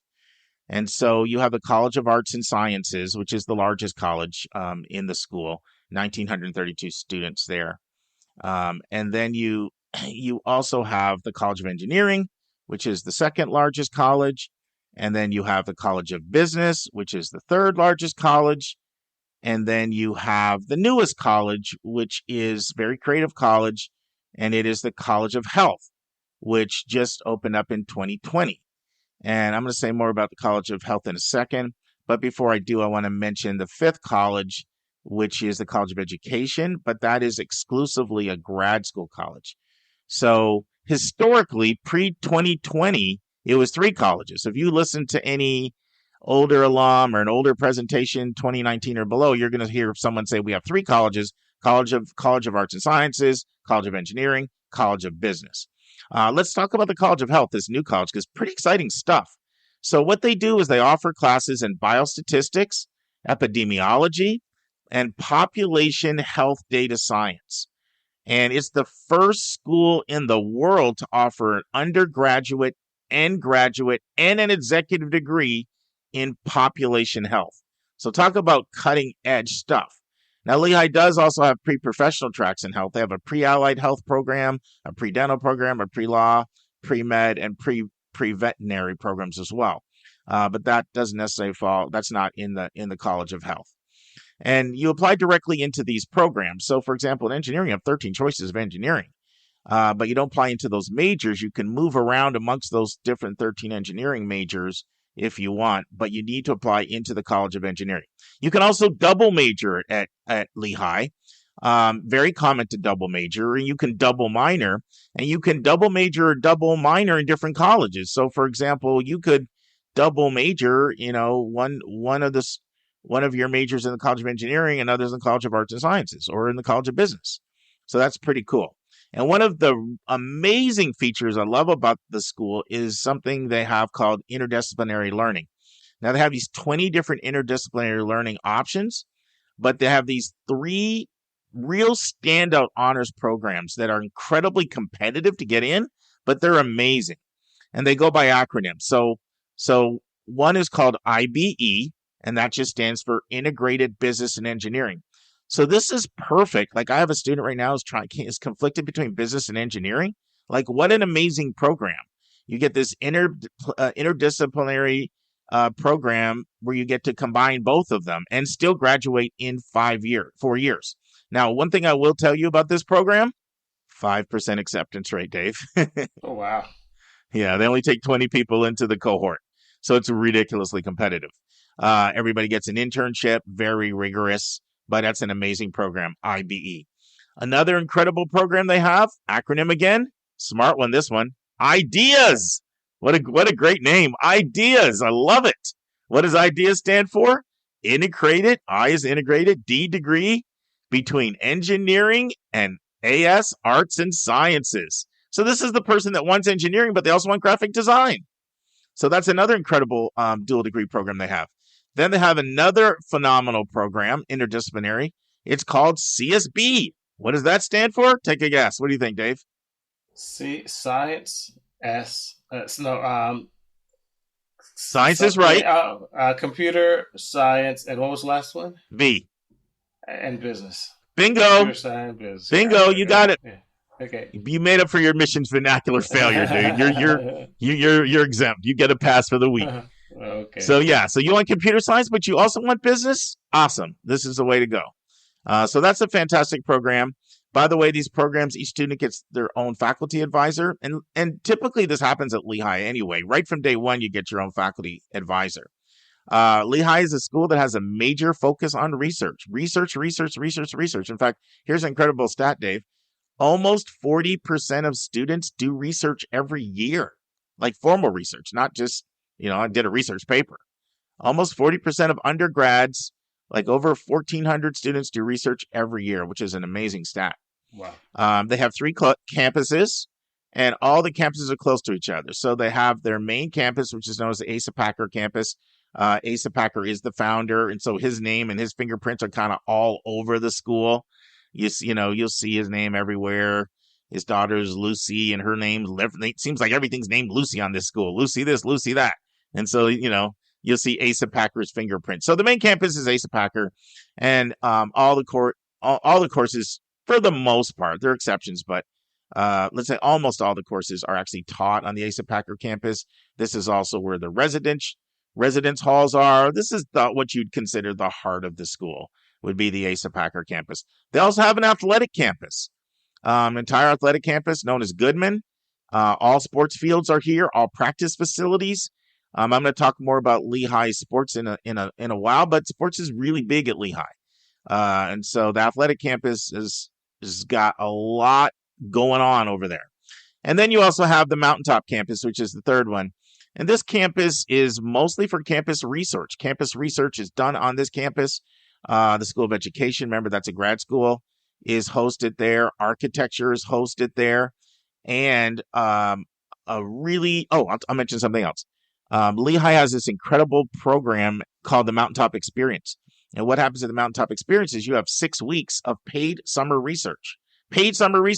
So you get to hang out with your friends and do paid summer research, and you just stay on the Mountaintop campus right there, for that experience. I'm going to talk about some of the other very unique and amazing programs they have. So they have something called the Iacocca International Internship Program. Who's Iacocca named after, Dave? Lee Iacocca, former chairman of Chrysler, former executive with Ford. Featured prominently in the movie Ford versus Ferrari. Look at you, man. You got to get movies in every week. That's right. By the way, I know you gave up on me because you said it would take me 50 years to catch up. But I need some movies, man, from my exercise bike. So you put me on a little movie program. Pick like your best 5. Haven't seen any of them, and then I'll report back, and maybe I'll become a movie raider in my later stage of life. All right, I'll get a list for you. Sounds good. Yeah. So Lee Iacocca is arguably Lehigh's most famous alum, and very, very, very generous donor, and he puts his money where his mouth is. So the Iacocca International Internship Program, founded by Lee Iacocca. And so what happens there is Lehigh provides fully funded work for research. Now you say, I thought you just told me about that in the Mountaintop Experience Program. This is the difference. This is overseas research.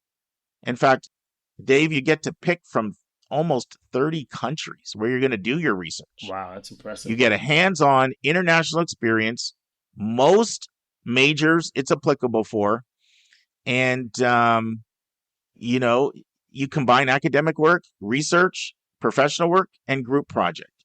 And when I say research, like I said, this is most majors, so it's not just scientific research. In fact, most recently, the biggest project that Lehigh students worked on over the summer was studying mass incarceration and doing research on mass incarceration and our penal system. Another amazing program Lehigh has, one of the things you'll realize is Lehigh is a very creative institution. They are very innovative, and they come up with a lot of really, really unique, innovative programs like the College of Health, and being the only school to offer population health. So here's another one. It's the Lehigh NASDAQ Center. So it's a singular center. They're the singular academic partner of the NASDAQ. And they have collaborated on Lehigh NASDAQ Center in San Francisco to generate the next generation of innovators. And so that's another unique partnership they have. They also have another very unique partnership with the United Nations. Lehigh was one of the first universities in the world to have an official recognition as a non-government organization by the United Nations. And so this status basically means that you get the opportunity to go to UN conferences, private briefings.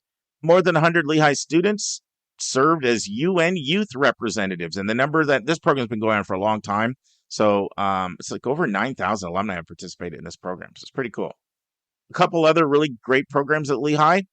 Lehigh Hacks. What a name. Hacks. Lehigh Hacks. Okay. You think about it. You training hackers over there? The hack? I don't want to get my computer hacked. No. Lehigh Hacks is a 24-hour hackathon. Students work in teams to use technology to come up with creative solutions in financial technology. So they work with smart environments and smart apps. And they actually have something called the Hatchery. It's this immersive full-time learning experience where students get foundational entrepreneurship skills. And it's almost like Shark Tank kind of thing, where they bring their own ideas to life. There's a very strong focus on entrepreneurship. It's one of their strongest majors and focuses. Some other really strong ones, of course, would be financing. Finance is arguably what they're best known for other than engineering. And accounting is exceptionally strong. They got a number of unique engineering programs, too, such as environmental engineering. Back to entrepreneurship, they've got the Baker Institute, which is entrepreneurship focused. And they're a big study abroad school. So they offer study abroad over 250 different opportunities in 74 different countries. Now, in terms of what the campus is like, Dave probably knows this. Think Hogwarts in Harry Potter. Does that create an image? Yeah, Gothic. Yep, it's got that Gothic vibe. So New it looks gorgeous if you like that Gothic vibe. And it is a resplendent campus. It's very, very, very, very gorgeous. Now, I will tell you something about the campus. People like to hang out on what's called the Lehigh Lawn. That's the big social piece. This is a very strong community school, by the way. Students live mostly on campus, and the bond is very, very close. But guess what? Get ready to burn some calories. If you're someone who wants a flat campus, this is not the place for you, because those hills are there. So that means you do not have to worry about the freshman 15, because you're probably going to walk it off going up all of those hills. And we're not talking about a small campus either. I'll get into the size of that when we get into stats. As far as athletic school spirit, it's jumping off the roof. It's oozing out of the walls. So Lehigh is in the Patriot League. And the Patriot League is second only to the Ivy League as far as the most academic Division I conferences. So they're in with a bunch of very highly academic schools that take their, like when you go to the Ivy League, you're a student first and an athlete second. I don't care what sport you play. And you're going to see really high graduation rates, even in sports like basketball and football that are, where they make their money. Who's their rivalry? Well, they've got a couple you could think. Would it be Bucknell? No, it's Lafayette, 20 miles away. Okay. And this rivalry is the longest consecutive rivalry in the country that's never missed a game, Dave. This is a 150-year rivalry. And the last time they missed a football game was in the 1800s. That's a Jeopardy question. Yeah. And here's another Jeopardy question. What part of Lehigh's campus has been on both Jeopardy and Saturday Night Live? And the answer is this spectacular library that they have on the campus. It's made it on both Jeopardy and Saturday Night Live, so that's pretty impressive. They have a couple libraries, but the big main one is the one I'm referring to. Now, back to this rivalry with Lafayette. So, full week of activities, going up with the band and the pep rallies and the face paint and food. They really do a big build up for that. It's a really big deal. And if you like that, that's some good, healthy, clean fun. Give a diversion from the studies. This place will give you that school spirit in spades. Now, you're not going to have 90,000 people in the football stadium. This is the Patriot League, but they still bring a lot of enthusiasm. And as far as their most successful program, any guess what sport's been the most successful, Dave? Football. No, it would be wrestling. Oh, wrestling. Okay. So wrestling is kind of a power program in this part of the country. You've got unbelievable wrestling schools, like, for example, Blair Academy, which dominates boarding school wrestling every single year for like over 30 straight years. But how's this, Dave? 158 wrestling All-Americans. Oh, wow. How's that for a number? Yeah, that's the Alabama of wrestling. There you go. Yeah, going back to 1910, they've been a powerhouse program. Now, Dave, Dave is, for our regular listeners, we know Dave's into his nicknames. He's into his mascots. We've got a creative one here for you, Dave, that I don't know if it can rival the Hokie Bird, but it might be up there. Let's hear it. The Mountain Hawks. Well, that sounds pretty cool. I assume it's a bird. Yeah, and the name and then the mascot is someone named Clutch. So Clutch comes to all the games, and Clutch is actually a student dressed into a Mountain Hawk uniform, wearing the school colors of brown and white. In reality, they actually have 4 to 6 students, half male, half female, that alternate that role of Clutch, but going to all of the big events. And some interesting history on the nickname. So for those of you who know the history of Lehigh, Lehigh's known for its engineering. It was founded as an all-male engineering school. It went co-ed in 71, 72, so it's been co-ed now for 50 years. But it's known as an engineering school and an all-male engineering school. So what happened is students started protesting. They said, why should we be known for our engineering? And one of the reasons they were known for the engineering, not just because they were founded as an engineering school, but before they adopted the name the Mountain Hawks, Dave, they were the Engineers. Okay. So instead of like Michigan State's the Spartans, Michigan's the Wolverines, right? Georgia's the Bulldogs, the Lehigh Engineers. Well, guess what? That doesn't play very well when less than 1/3 of the students are engineers now. So the majority of the students say, we don't want to be known as the engineers when it's now less than 1/3 of the graduates. So they protested in 1995. It actually became really controversial because, alumni like their tradition. So they were really upset. What's a Mountain Hawk? Are you serious? We're the engineers. So it became this big controversy, but the students actually won out. The good thing that Purdue didn't take the same stance with their Boilermakers. I mean, how many Boilermakers are left in Purdue? It's still a cool name. So what's the cool name? The Mountain Hawks or the Engineers? They're both cool, but the Engineers are pretty good. Remember the movie Prometheus? No, of course you wouldn't. But, of course I don't. That's right. Is that going to make the top 5 for me to watch when I'm on my bike? Well, if you're a sci-fi guy, No, then it's not. Here you go back to Star Trek again. You know I'm not a sci-fi guy. I hate it. But I sort of like the engineers. But that's okay. We'll stick with mountain house. That's a nice bird of prey. That'll work. And Clutch. I like the name Clutch. What a good name for the mascot. Right. So there's some great traditions about this school. They have some awesome traditions. I'll share a couple that I really like. One of them is actually in the Lehigh Valley, and so Music Fest. So Music Fest is 12 days of nothing but music. And I mean, they bring in high-level talent, people that, if I mention their names, everybody would know. And music, food, and here's one of the great things about Music Fest. It's all free. It's all outdoors, and it's all free. So that's a huge tradition there is Music Fest. 12 days of music, food, and free concerts. That sounds fun to me. Yes. Here's another tradition that students love. Chicken Finger Friday! Now, I've actually never tried their chicken fingers, but the next time I'm there, I'm going to have to go on a Friday because I've just heard too much talk about how good these chicken fingers are. Chicken fingers with curly fries, all you can eat. Chicken Finger Friday. Another big tradition. Now, let's talk a little bit about admissions, Dave, and then I want to throw it out and then ask you for your impressions. Okay. And then we'll do stats. Sound good? Sounds wonderful. I'm just going to dive right in and talk about, I'm going to do it a little differently. I'm going to dive right in and talk about what they look for, what they go for. So they're unapologetic, and I really appreciate their admission office because they're very transparent about what they're looking for. They'll be up front. They're like, look, we want a go-getter. We like go-getters. We are looking for leaders. We are looking for difference makers. We are looking for outside-the-box thinkers. We are looking for people that can work cohesively in a group, but they can also be independent. And one of the things you'll commonly hear at Lehigh is you bring the passion, we provide the possibilities. I love that. You bring the passion, we provide the possibilities. Now, as far as breaking down, dissecting different aspects of the application, how it works, they have 2 rounds of early decision, ED1, ED2, and RD.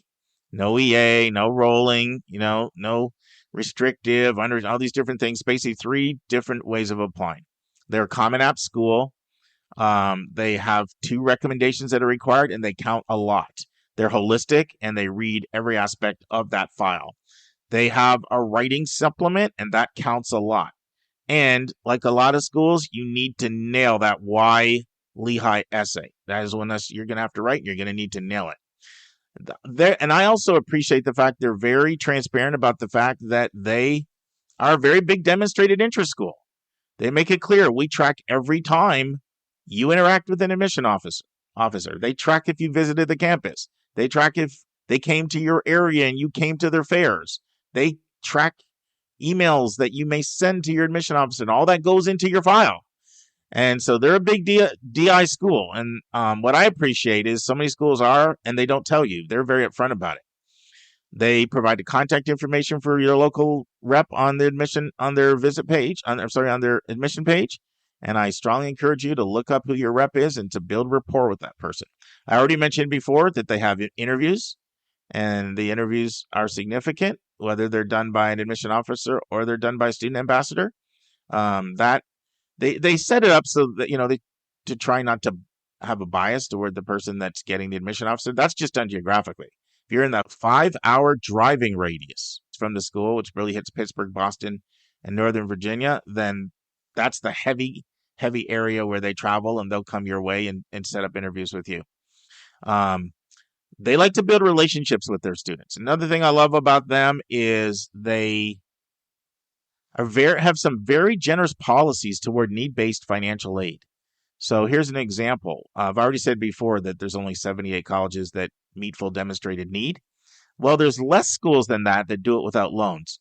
And that group's only 20. It's some of the wealthiest schools and some of the most committed to need-based aid in the country. They're not on that list, but they're on a list of about 50 schools that provides no loans for certain incomes. So here's how it works. If your income's under $75,000, you get no loans. They replace the $27,000 of loans that most students get from the Department of Education. They replace that with free money, grants. So you say, well, my income's more than 75. Well, if your income is between 75 and 150, they cap your loans at $2,000 a year. So that's amazing. You could come out with an $8,000 loan balance and still come from a family making 150,000. So real good when it comes to need-based financial aid. They do also have merit-based financial aid. And one thing I love is they're one of these schools that doesn't ask you to do a separate application. No additional scholarship application. Your admission application is your merit scholarship application. Now, I don't want to make you think that tons and tons and tons of people are getting merit. More of their money goes to need-based than merit, but they do have some merit scholarships and do have some generous ones as well. Last time I checked, 15% got merit money with an average award around 10 grand. It's more geared toward need-based aid with a merit component. Now, they have some great content. If you want to get a feel of the school, I strongly recommend you check out their social media that's run by students, and I think they do a really good job of letting you feel the pulse of the school. Snapchat is one of their best sources. Instagram's also really good. Now, no TAs here, no grad assistants, only full professors teach courses with an average class size of 28. I've already mentioned Lehigh Coca, famous alum, a few others, Stephanie Rule from MSNBC, Michael Shmerkanish from CNN, and Damian Lillard's backcourt member, TJ McCollum, NBA All-Star, Portland Trailblazers. Dave, what jumped off the page, my friend? I like their integrated programs, the integrated business and engineering, the integrated degree in engineering and arts and sciences, and the CSB programs. I think that's very attractive, especially since you apply separately into these colleges. It means that you're not sort of locked in and you can mix and match. I think that's important. And I think the Iacocca Center for International Research, that's for 30 countries, that's amazing as well.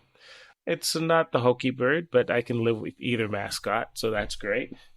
And you're in the heart of the Northeast between Philly and New York City, so very strong program, and I know it's campus. It is beautiful, so a lot to recommend it. Yeah, I think you're gonna like the stats too. So they've got some fantastic stats. Let me blow through them and see if any of these pop for you. So 98% of students graduate with an internship. Most of the time, the Career Center hooks you up with internships during your summers, which is fantastic. They've got a system called Lucy, named after their founder's daughter. Is almost like the Google for Lehigh. So it connects you to where all the alumni are, and the alumni really take in students and have them come work at, whether it's their doctor's office or their business, their engineering practice, whatever it is.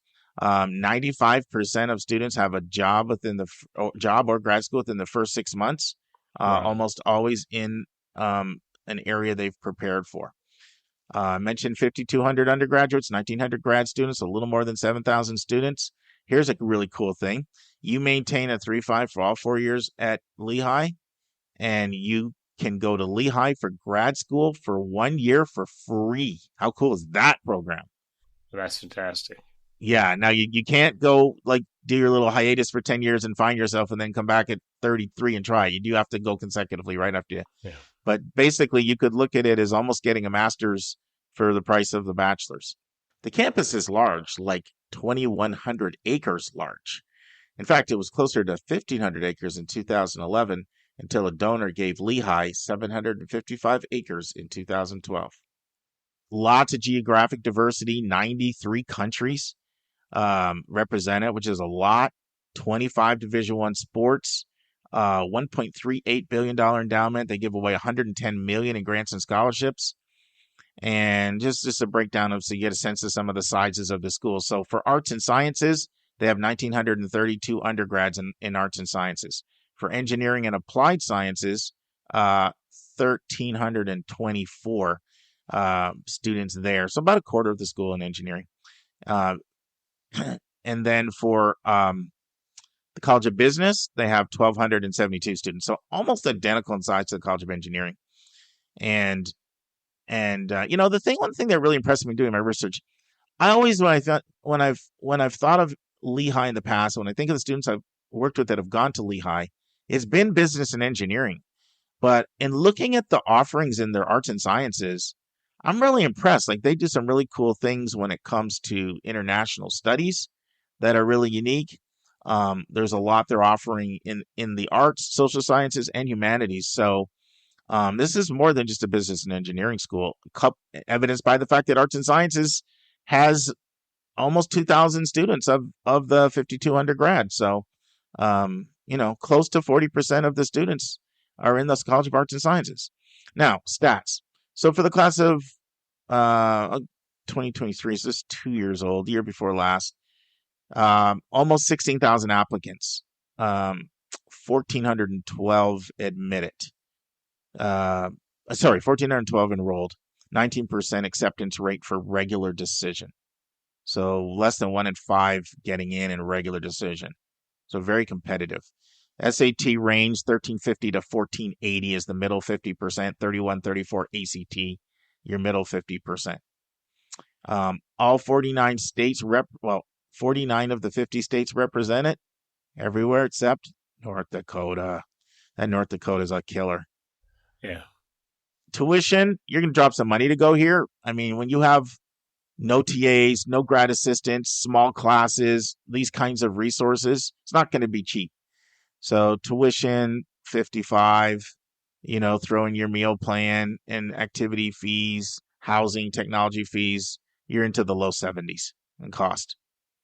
Now, pay scale ranks Lehigh as the 23rd highest paying college in the country when you look at mid-career salaries. So if you're someone that says, well, I want the ROI and the money, they've got it. Of course, with so many engineering and business majors, it's probably not surprising. They have 549 students that do their undergraduate, intercollegiate, interdisciplinary programs. They offer 2,300 courses. And that's Lehigh, Dave. Anything in the stats hit you? Impressive university. It is competitive. I like the fact that it has a great need-based and some merit-based aid, and that's a nice combination. And I love the fact that even if you go up to $150,000, you may only be liable for $8,000 in loans. So very, very good value relative to its competitiveness. So I think it's a great choice. Well, here's the other thing. A lot of times people love that mid-sized school because you can really get access to your professors and get to know them well. But you still have a lot of courses, like 2,300 courses to pick from.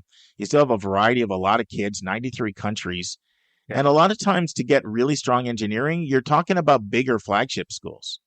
Yeah. So, or you're talking a lot of times about your institutes that are just specialized, on the tech side. But this is a full-fledged school with almost 2,000 kids in the College of Arts and Sciences. It is a school that, sports plays a pretty big role here. When you have smaller Division I schools, sports plays a pretty big role. But there's Lehigh University. I chit-chat a little more, but Dave's got to run and do a property. What do you got to do with your property this time, man? Oh, we're actually buying another one. You didn't tell me about that. Is it another multifamily? Another multifamily. So I have to go and get an appraisal on the property that we're looking at. So just a couple things to do. Yeah, well, listen, man, that sounds like a lot of work. So I'm going to let you go buy another property. Is it in Hyde Park? It is not in Hyde Park. It's closer to downtown. So we will see. We shall see. Hey, pretty soon you're not going to have any time left to be a doctor anymore, man. That is the plan. Awesome. All right. See you next week, Dave. Take care, my friend. Next week in the news, colleges want students to get a vaccine, but they are split on requiring a vaccine. A 5-author article in the Washington Post. Next week is bonus content. What should I do if my child is in the 11th or 12th grade? Our interview next week is with Kristen Mosley, part 2 of 3, a student who won 10 outside scholarships, on how she did it. And that's our show. A big thank you to you, our listeners, for tuning in this week. If you find this podcast helpful, please subscribe so you get every episode as soon as it is released. If you are interested, there are a few ways you can really support our podcast. You can click the share button and send it to your friends and acquaintances. You can help us pay our staff and our expenses by donating on our website. You can write a review for us on your favorite podcast listening app. I am the producer of the Your College Bound Kid podcast. We have a fantastic team of 9 people. Shout out to our co-host, Dr. David Williams and Dr. Lisa Ruff. Our sound engineer who fixes all of our many errors is Nemanja Motvich. The amazing music you hear is from Victor Allen Weeks. Marketing designs are from Kimberly Blass. Our image editor is Talha Khan. Joy Stucker does our website episode updates. And our webmaster is Dalianas Dimitri. If you want to have a college coaching session with me, just text me at 404-664-4340. If you have a question you want to ask, or a college you want Lisa or me to do a spotlight on, or if you have a recommended resource or an article you think we should share, just send it to questions@yourcollegeboundkid.com. By the way, check out our website where you'll find lots of content that is not on any podcast app. Our website is yourcollegeboundkid.com. We think of you as our listening family, and we look forward to meeting again with you, our family, next week.